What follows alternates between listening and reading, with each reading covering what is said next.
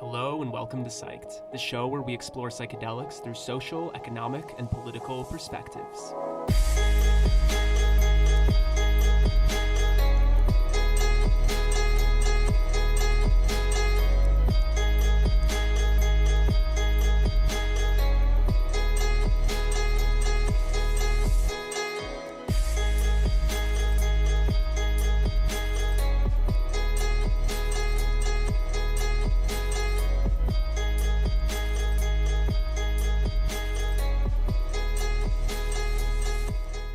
Up, we have Del Jolly. Del Jolly is a co-founder of Unlimited Sciences, a psychedelic research nonprofit combining the power of data and lived experiences to serve the community, educate the public, and inform common sense policies and practices. Their first prospective observational study on psilocybin use in natural settings aims to collect insight on the way folks are using psilocybin in the wild. The information gathered has the potential to inform where researchers should focus their time and resources on clinical studies. Del, thank you so much for joining us and welcome to Psyched. Hey, thank you for having me. Can you guys hear me? Oh, there's our audio, video. Yep, you're Sound good. good?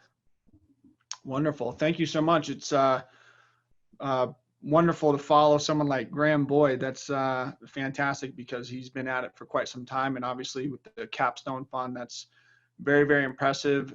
Very excited for them to make the progress that they're doing there with MAPS, and we'll see where that goes. So thank you so much for having me. And I'm going to chat a little bit about Unlimited Sciences and what we're up to, why I think that it's very important, the research that we're doing and how we operate. And so in doing so, I'm just going to give a verbal history of kind of where we came from and what we're up to, and again, why it's important. So my name is Del Jolly. I'm a co-founder of Unlimited Sciences. My other co-founder is Heather Jackson and David Champion. And how this got started is I actually come from cannabis. I worked for Charlotte's Web for about 3.5 years. And before that, though, I was very much against marijuana. I did not understand it. I was fed the DARE program. I was a gold medal recipient of the essay writing there, and just kind of was fed the narrative and bought into it, all while having no problem drinking alcohol and doing the frat bro deal. So then I moved and I got a property with some apple trees and started getting back into gardening. And a friend of mine was saying, hey man, you really take food very seriously. Why wouldn't you think the same thing about medicine? And you should watch this documentary called The Culture High. And in The Culture High, I saw a man trying to treat his son with cannabis. His son had, I'm not sure, just pediatric epilepsy. And the only thing that was working for him was cannabis. And I'm a father of 3. I'm a conservative, and I kind of found it very interesting. My stance on cannabis was based in miseducation and the idea of prohibiting this man from doing whatever he could to treat his child really kind of hit me hard, and I really felt like I was a big part of the problem. So from there, in that documentary, I believe they mentioned the Realm of Caring. The Realm of Caring is a nonprofit, cannabis research nonprofit that was started by Paige Figge, Charlotte Figge's mom of Charlotte's Web, and my co-founder, Heather Jackson, whose son has Doza syndrome, another form of pediatric epilepsy. And they started this nonprofit once they realized that cannabis, CBD in particular, was working for their children. Charlotte was having 300 seizures a week. Zakai, Heather's son, was very similar to that. And they introduced CBD to their children, and they didn't have seizures for a very long time. Zakai went 4 years after it being introduced to Charlotte's Web with being seizure-free. So they also were in the same kind of boat of me as me, of someone who didn't understand how to use cannabis for pediatric epilepsy, and they wanted to start understanding. So they started to collect data amongst the families and saying, hey, how are you using this? How are you using THC or CBD to help your child with seizures? When are you giving it to them? What pharmaceuticals are you giving it to them, or interactions, these types of things? And as they grew, there was a story that aired on CNN with Dr. Sanjay Gupta, and this is what I kind of credit the cannabis revolution to, that story, to where people like myself, conservatives, kind of seeing that and saying, hey, I misunderstood what this is. I see these parents. This is a medicine. This isn't just kids trying to get stoned. And then they start listening. And then I believe, again, that's kind of what revolutionized cannabis for a lot of folks. But when that story aired, tons of families moved to Colorado as medical refugees. They weren't able to access cannabis in their states, and they had to move. They had to leave families. They had to leave their jobs. They had to do whatever they could to save their children, which is ridiculous when you think about having to leave Iowa and everything, because you have to treat your child in Colorado because they have better laws around cannabis. All these people came into Colorado. The Realm of Caring was formed. They started understanding how to use it. And then Heather and Paige were collecting so much data. They said, we know that we need a research partner. We need a research partner who's going to be able to help validate what we are saying. Because what happens in our society is, unless it's delivered by someone in a lab coat and there's a study behind it and you could prove it clinically, no one takes it serious. So when they say CBD is helping my child, people just say, oh yeah, whatever, that's your child. That's anecdotal evidence, so not good enough for us. So they enrolled Johns Hopkins University to collect this data. And so Johns Hopkins started to, they developed a prospective observational research study, and people are enrolling, telling Johns Hopkins how they use cannabis, what works, what doesn't work. And now the Realm of Caring, they just published on their very first paper on Tuesday, I believe. And this is after 4 years of collecting this data. The Realm of Caring has more data on cannabis use than the FDA. This is outrageous to think of. They're a nonprofit that has individuals who this matters to, and collecting this data that the FDA should be able to provide, but there's no federal funding for this. So that is a huge roundabout way to talk about unlimited sciences and what we are doing. That is our history. We understand that there are people using these substances. There's a long history of people using these substances for ailments that we don't really even know about because we don't collect the data. And that is what we are doing with psilocybin. I was also on the Decriminalize Denver team with Kevin Matthews and everybody else who put the efforts in on there. And as we were doing that, saying, how can we also contribute and kind of focus on consistency over time, creating results? And so the idea of doing a prospective observational research study to collect how people are using psilocybin came to mind. Heather has the blueprint for this from the Realm of Caring.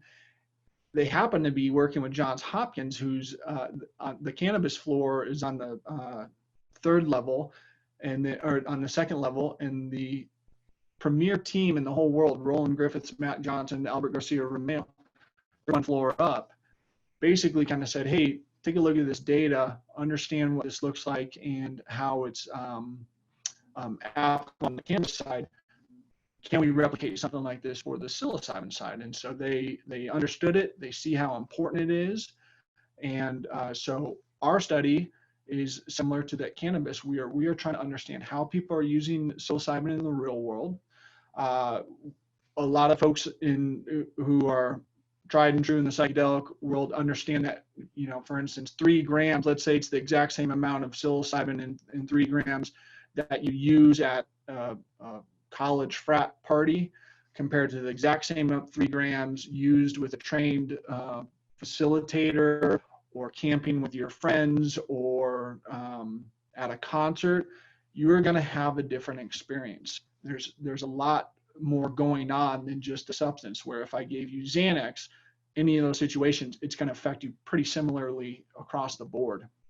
So the reason why our prospective observational research is so important is because it will allow and inform clinical studies and give clear direction as to where Roland and his team should put their efforts in the future. The funding that they have, again, being private, it's not as illustrious as federal funding, and they have to be very smart with where they put their efforts. What we're doing is casting a very wide net on how people are using psilocybin and understanding that information and finding signals within the noise to then say, hey, look, this is maybe where we should take our clinical efforts to hone in on various ailments. So another kind of community-based effort, because I really see Unlimited Sciences as a community-based organization, really trying to work with and for the people to understand how this is affecting our communities, is Rashad Evans, who's a UFC light heavyweight champion. He's a friend of ours. He was on the Joe Rogan show. He was talking about Unlimited Sciences to Joe. And obviously, when you have that kind of exposure, we get hundreds and hundreds of emails. And one very interesting email that we received was from a gentleman who said, hey, I use psilocybin for facial tics, or kind of like Tourette's. And I'm very new to this space. I've been in it for about 3 years now, which is new compared to a lot of the folks who've been at this for quite some time. And I never heard that before. I was on the decriminalized team, and I heard tons and tons of stories about how people use psilocybin, and I learned people using it for pain, for tumors, various interesting things. But so you hear that signal in the noise. A gentleman says, I'm using it for facial tics. You cast that net wide enough, and you have enough people participating in the study and say, oh, I use it for facial tics. I use it for facial tics. I use it for facial tics. That becomes informed clinical study that you could do in the future, where you could say, we are hearing that people are using it for these various elements. And that's the difference between this is why prospective observational research on a substance like psilocybin is so important, because this isn't a drug that needs to be developed. We have a long history of use before clinical studies were even a thought in a caveman's mind.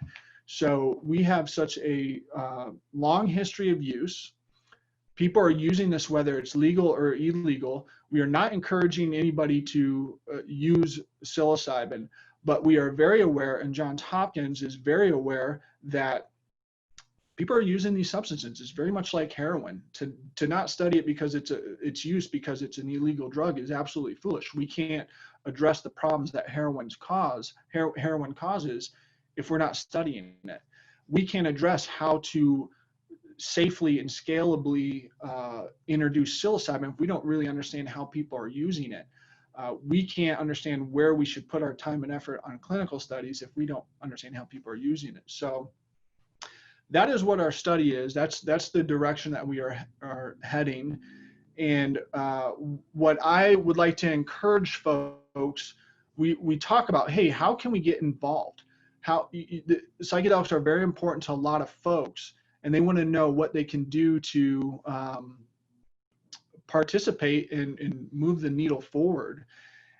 And I know it's not incredibly sexy as, the decriminalized movement and protesting on the streets and doing this, but it is very, very important to enroll in a study such as ours if you plan on using it. And how it works is you will enroll a couple of weeks before your time use, and you provide some information about your diet, your mindset, how where things are at for you. And then it's a series of surveys after. So it'll be 2 weeks before your planned experience, the day of, the day after, 2 weeks after, and about 3 months after. So what that allows us to do is kind of understand how people are using it, what they're using it for, and prospectively what these changes kind of look like. That data that information, when people are talking about psilocybin for PTSD for veterans, this is all hearsay now. No one's going to listen to my story about my use and how effective it was and how great it is and how people should, do this. That's not going to move the needle. We have got to have IRB approved studies that go through the rigor and the test and the difficulty of doing this correctly and validated, and in a fashion that when we take this type of information and we go to the city of Denver and state to them, hey, you guys just decriminalized psilocybin mushrooms in your city. This is a natural history experiment that you guys are undergoing. This is what it's doing to your community. This is what it looks like. This is the positive, and this is the negative. This is, we will publish the negative things that need to be stated as far as unsafe practices, and hopefully the positive as well, and kind of saying, hey, yes, this is a good thing for your city, or maybe this is not a good thing for your city. But all in all, if we don't collect the data and we structure it in this fashion, the needle will not be moved. We can't just talk about it. We have to be about it. So that is what Unlimited Sciences is focused on. We have some educational initiatives too, and some storytelling initiatives that we're trying to lift off to help inform the psychedelic naive that are going to be flooding into this space, who are going to want to know what they can, who are going to be looking for alternative treatments for their loved ones. This is going to be a prominent thing in the future, and we've got to be geared up to give good information that is healthy and safe, so it's done right. And that's why Command Maps and the efforts that they're doing, and all the organizations that have been around longer than Unlimited Sciences, we started in 2018, who've been really trying to do this correctly, and we hope to contribute in the ways that we know that we can, and that's through prospective observational research.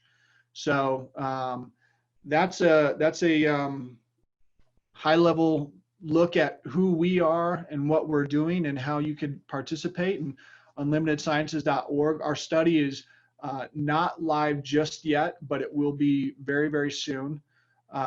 We hopefully expect within this month to launch this. And again, if this is a space where we need to want to move forward in a safe way, participating in these types of studies is a way that someone can do their part. It's a small part, but it's such an important piece of the puzzle to be able to understand the best ways to serve our communities through things like psilocybin and MDMA and all these psychedelics that are coming to the forefront of society. So I'll take a look at the chat.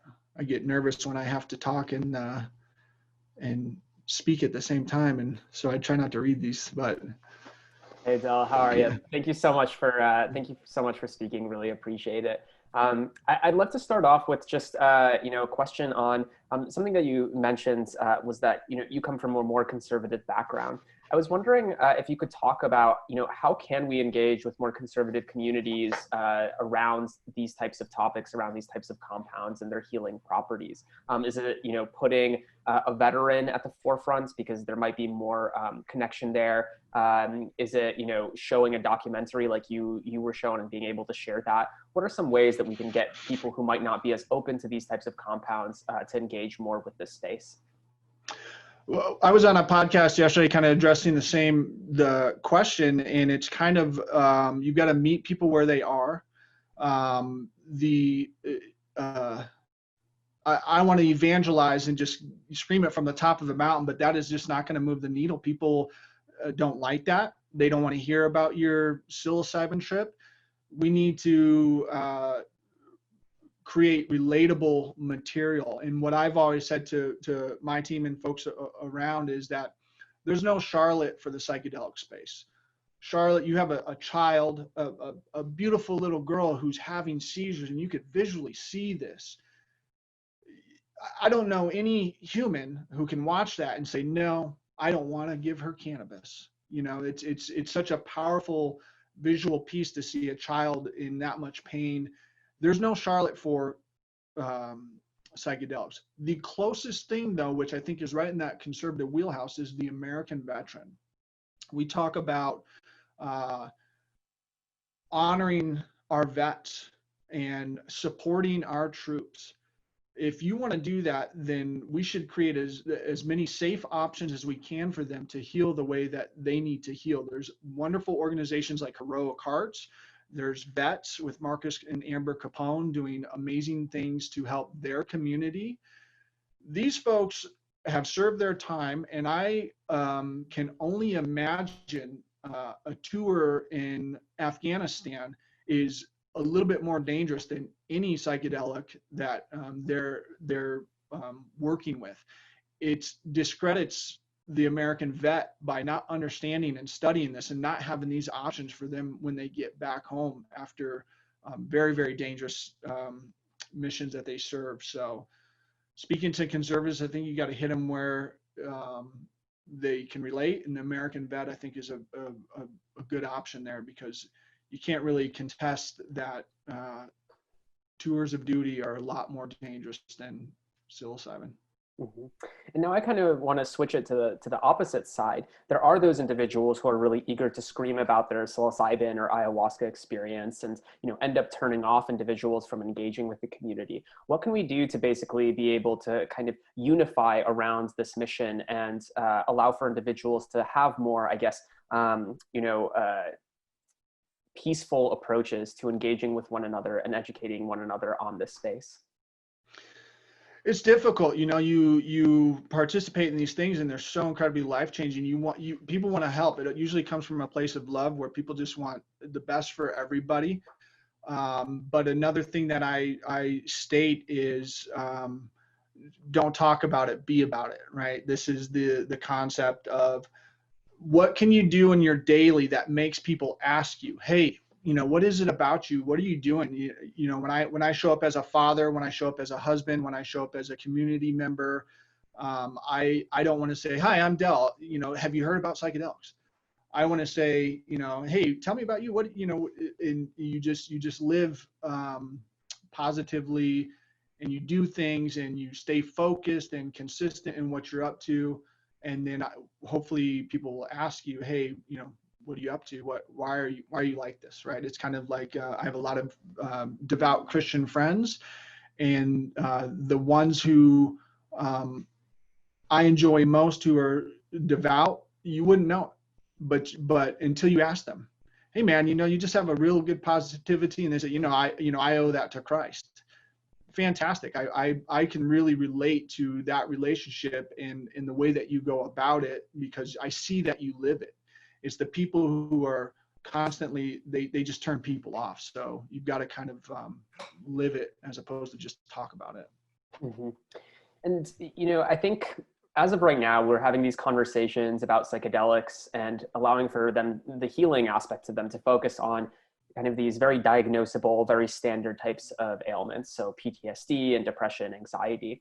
I wonder if, you have any thoughts on maybe not as identifiable types of ailments, if you want to even call them that. Things like spiritual crises, for instance, existential crises, or points in people's lives where they might not necessarily know how to engage with the world, and they might be more lost. Do you see these types of compounds being able to address those types of ailments, if you want to call them that, as well? Or do you think that really, focusing specifically on the clinically diagnosable types of ailments is the way to go forward?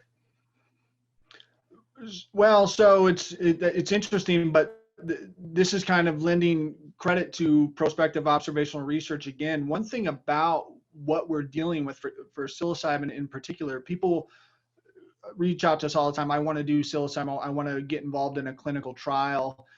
To get selected for a clinical trial, the rigors that go into that are so difficult. And if you have any history of mental illness, you are not going to get into a Johns Hopkins study. what's really interesting about that is the same study you're trying to enroll with to help the ailments that you're trying to potentially address are the same things keeping you out of that study. So a prospective observational research study, you could state on our surveys, I'm manic, depressive, bipolar, whatever these ailments might be, because again, you're using this whether or not it's legal or illegal, and in doing so, we'll be able to show like, hey, look, yes, this is something that is actually in the long term more positive for these folks who tested out of your clinical trials because they weren't allowed to enter into it because of these things. That those signals, I do believe, will start showing people using it for things that we never even thought of. Mm-hmm. At Unlimited Sciences, we talk about healing, learning, and expanding. And the idea right now is that people are using these substances to heal traumas. That tends to be kind of what it is, whether it's past traumas or end of life anxiety, for instance, or whatnot. In the future, once we learn more about these substances, there may be a time where we use this for the expansion of thought, and you have peer-to-peer study groups who are working on complicated problems, and there's some way to introduce a psychedelic that can allow for different levels of thinking that could solve complicated problems. So what the potential for these are is, I believe, limitless. We are 70 years behind where we should be because of the prohibition and our inability to study these Schedule 1 narcotics and psychedelics in the 50s. So we're behind quite a bit in what these are going to be potentially useful for, which is a shame, but we're trying to do it right now and do it safely and scalably because people are looking for new things. This is a interesting time to be alive because people want different alternatives. Mm-hmm. I was hoping you could describe also a little bit more of kind of the process of going from, getting these this anecdotal evidence or, folks sharing these types of things to being able to kind of make this data more processable and then being able to take it to researchers who are maybe looking more at the clinical trial path. Could you describe that process a little bit more and how Unlimited Sciences is approaching that from like very beginning to care delivery? Yeah. Sure. When we kick out these surveys, our end goal is 1,000 participants. This is a 3-year study. I think that we're going to supersede that. I really, again, encouraging folks who are aware of folks who are going to use psilocybin to enroll. Once we collect that data over the years, and I think that we could do it faster than that, we have a long list of validated measures that, again, Johns Hopkins Institutional Review Board has okayed, and the answers to those questions will give us information as to, where this could be headed.